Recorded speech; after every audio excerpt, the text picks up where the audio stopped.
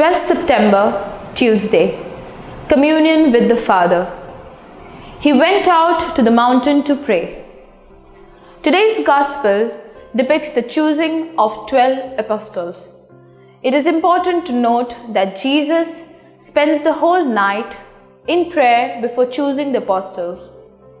He did not choose many as his apostles, but a small number of 12, which also relates them to the 12 tribes of Israel. Apostles are the ones who witnessed the risen Lord, who lived with that experience of the risen Lord and proclaimed it to the entire world.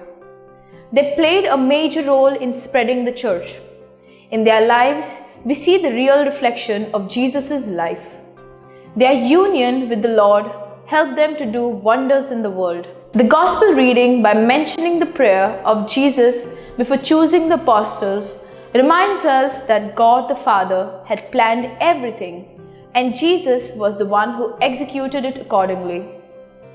The call of the apostles was not for a day or a month but eternal. Jesus gathered a group of unlearned and non-professionals and gave them a purpose and goal in their lives.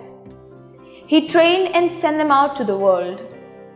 This was the act of Jesus in communion with the will of the Father.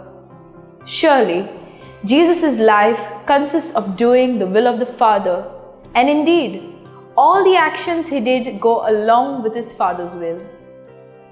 Prayer and practice. Ever-loving Father, give us the grace to let Christ train us so that we may also, like the apostles, live and proclaim the gospel to those unaware of you.